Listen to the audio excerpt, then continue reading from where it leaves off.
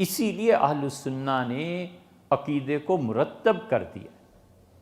ہمارے نزدیک مثلاً عقیدے کی ایک مثال ہے کہ صحابیت اتنا بڑا شرف ہے کہ کوئی صحابی کوئی گناہ کرے یہ شرف اس سے چھینا ہی نہیں جا سکتا، سوائے ایک صورت کے کہ وہ کفر پہ مر جائے، کچھ نہیں ہو سکتا۔ آپ دیکھتے نہیں ہیں صحابی ہے اور اس پہ رسول اللہ صلی اللہ علیہ وسلم نے زنا کی حد جاری فرمائی ہے، صحابی ہیں اور شراب کی حد جاری فرمائی ہے، صحابی ہیں اور بغاوت کی حد جاری ہوئی ہے سیدنا علی رضی اللہ عنہ کی طرف سے، کیونکہ چھوٹی چھوٹی باتیں نہیں ہیں۔ حتیٰ کہ محدثین نے لکھا ہے کہ صحابی مرتد ہو گیا اور پھر مومن ہو گیا تو بھی اس کی صحابیت برقرار ہے۔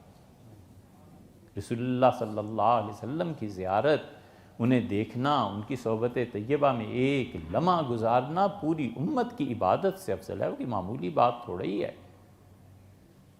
یہ تو آپ دیکھیں نا، کہیں کوئی اللہ کا بندہ، کوئی خانقاہ، کوئی مدرسہ، کوئی اللہ کا ادنا سا معمولی سا بندہ 10-20 سال بیٹھا رہے، کام کرتا رہے تو ہزاروں کی زندگی بدل جاتی ہے۔ حضور صلی اللہ علیہ وسلم کی صحبت کے تو کیا نہیں کیا، وہ تو ایک مرتبہ میں ہی آدمی کو کچھ سے کچھ کر دیتی۔ اسی لیے سیدنا معاویہ رضی اللہ عنہ نے جو کچھ بھی کیا، وہ سیدنا معاویہ رضی اللہ عنہ کا ہر فعل، جو کچھ بھی انہوں نے کیا ہے، صحابیت کے شرف کو زائل نہیں کر سکتا۔ سیدنا علی رضی اللہ عنہ سے ہم کا مقابلہ ہی کہاں کر سکتے ہیں؟ کہاں علی رضی اللہ عنہ کا، کہاں مولا کا مقام، کہاں ان کی عظمتیں، خلیفہ راشد ہونا، اور حضور صلی اللہ علیہ وسلم کا آخری رات بھی بلا کر ان سے اتنی باتیں کرنا، ان کا محبت، سب کچھ ہے، کوئی مقابلہ ہی نہیں ہے دونوں کا۔ لیکن حضرت معاویہ رضی اللہ عنہ کی شرف صحابیت جو ہے، اس کو کہاں لے جانا ہے بھی؟ وہ نہیں ختم ہو سکتا۔ اسی لیے شاہ عبدالعزیز صاحب محدث دہلوی رحمۃ اللہ علیہ سے کسی نے پوچھا ہے تحفہ اثنا عشریہ میں، یہ تحفہ اثنا عشریہ پڑھتے نہیں نا، اسی لیے ہم آپ سے کہتے ہیں پڑھا کرو، خود پڑھو بھی، اور اس علماء کی نگرانی میں بھی پڑھو، مطالعہ کیجئے، کم سے کم یار 1-2 گھنٹے روزانہ کچھ نہ کچھ مطالعہ کرتے رہنا چاہیے۔ بڑا مرض ہے کہ پڑھتے ہیں۔ جیسے شاہ عبدالعزیز صاحب محدث دہلوی رحمۃ اللہ علیہ سے کسی نے سوال کیا ہے کہ سیدنا عمر رضی اللہ عنہ نے سیدہ فاطمہ رضی اللہ عنہ کا گھر جلا دیا تھا، فلاں جگہ یہ آیا ہے، آپ اس کے متعلق کیا کہتے ہیں؟ حضرت نے صحابیت کا دفاع جہاں کیا ہے نا، کمال کی چیزیں لکھی ہیں۔ حالات اتنے سخت تھے کہ وہ اپنی اس تحفہ اثنا عشریہ میں اپنا اصل نام نہیں لکھ سکے، پتہ تھا انہیں کہ کوئی آ کے مار دے گا، قتل کر دے گا۔ اپنے والد شاہ ولی اللہ رحمۃ اللہ علیہ کے متعلق ایک جگہ لکھتے ہیں کہ اس شہر میں ایک بہت بڑے عالم دین ہیں اور پرانے وقتوں کے آدمی ہیں اور ایک پرانی سی حویلی میں رہتے ہیں، اور تم اس کی صحبت میں جایا کرو، اور وہ ان باتوں کی بحث کرتے ہیں۔ اپنے والد کا نام نہیں لکھ سکے شاہ صاحب، حالات اتنے خراب تھے دلی میں۔ اور شاہ صاحب نے لکھا ہے بالکل آغاز میں تحفہ اثنا عشریہ کے، انہوں نے لکھا ہے کہ اتنے زیادہ اہل تشیع پھیل گئے ہیں کہ دلی کا کوئی گھر ایسا نہیں رہا جہاں 9 یا 10 آدمی ہیں تو ایک شیعہ نہ ہو گیا۔ ان حالات میں انہوں نے اس کتاب کو لکھا۔ ایسے ہی تو نہیں دین چھوڑ دیا نا، کام کرنا پڑتا ہے، محنت کرنی پڑتی ہے، دین کی حفاظت کرنی پڑتی ہے۔ حضرت نے لکھا ہے کہ میں آپ کی بات مان جاؤں تو آپ ذرا جنگ جمل میں چلے جائیے، وہاں کیا ہوا تھا؟ جنگ جمل میں واقعہ یہ ہوا کہ سیدنا علی رضی اللہ عنہ دیکھتے رہے کہ ام المومنین حضرت عائشہ رضی اللہ عنہ تشریف فرما ہیں، اور ام المومنین رضی اللہ عنہ جو آ گئی تھی جنگ جمل میں، وہ اتنا روتی تھیں اس واقعے کو یاد کر کے کہ آنچل تر ہو جاتا تھا، اتنا روتی تھیں، کہتی تھیں کاش مجھے ابو بکر نے جنم ہی نہ دیا ہوتا، میں اس دن کے لیے رہ گئی تھی۔ وہ اتنا زیادہ اظہار فرماتی تھیں اس کا، روتی رہتی تھی۔ ام المومنین ام سلمہ رضی اللہ عنہ نے خط لکھا کہ حضور صلی اللہ علیہ وسلم نے کیا ہمیں کہا تھا؟ فرمایا تھا کہ اب بس چٹائیاں ہیں، بیٹھی رہو، اور آپ وہاں تشریف لے گئیں۔ سیدنا علی رضی اللہ عنہ دیکھتے رہے، اور جو مطلب سیدنا علی رضی اللہ عنہ کے دیکھتے ہی دیکھتے 100 سوا 100 آدمی تو ایسے ہی تلواروں کے نیچے آ گئے، مر گئے۔ ہر کوئی اٹھتا تھا۔ ام المومنین جس اونٹنی پہ سوار تھیں، یہ وہ اونٹنی تھی جس پہ رسول اللہ صلی اللہ علیہ وسلم پہ وحی نازل ہوتی تھی، آپ ہمیشہ اس پہ رہے۔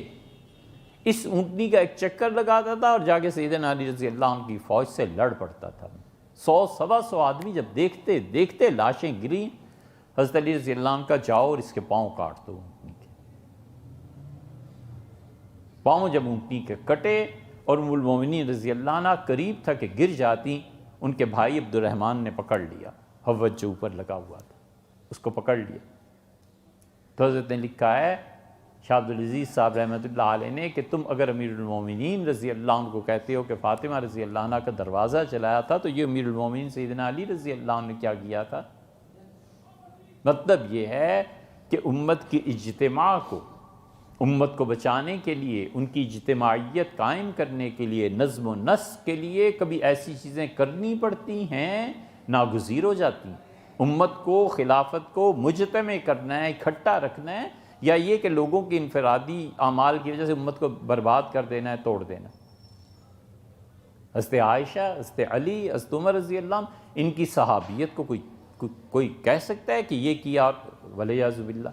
اسی لیے اہل السنہ کا لگا بدھا بالکل دو ٹوک عقیدہ ہے کہ جو صحابی ہے نا، کوئی گناہ اس کی صحابیت کے شرف کو ظاہر نہیں کر سکتا، ہو ہی نہیں سکتا۔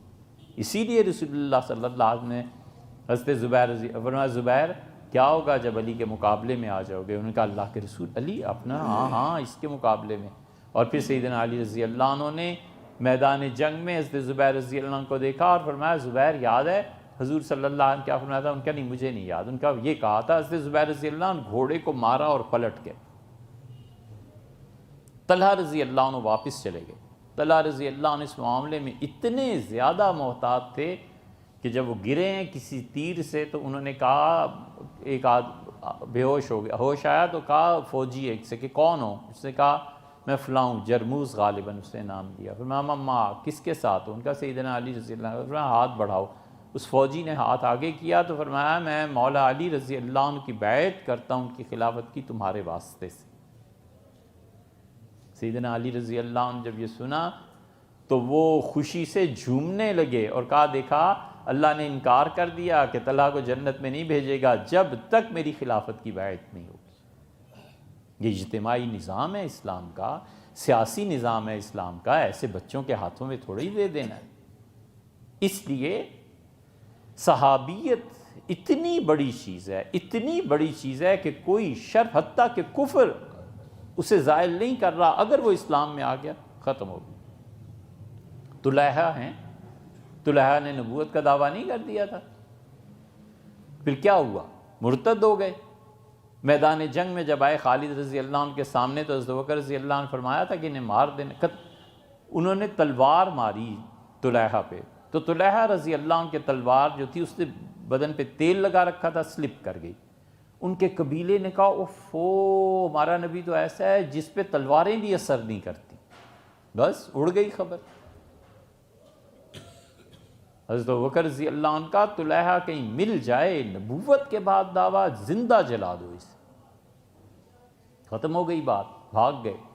سیدنا عمر رضی اللہ عنہ نماز پڑھا کے بیٹھے ہوئے تھے، تو انہوں نے طلحہ نے نماز پڑھی اور اس سے کہا امیر المومنین اگر کوئی آدمی نبوت کا دعویٰ کرے اور پھر توبہ کر لے، آپ اس کی توبہ کو قبول کریں گے؟ سیدنا عمر رضی اللہ عنہ کا میں قبول کروں گا۔ ان کا میں طلحہ ہوں۔ عمر رضی اللہ عنہ کا اسلام بھی قبول کیا، صحابیت کا شرف ان کا قائم رہا۔ اس سے زیادہ کیا مثالیں ہو سکتی؟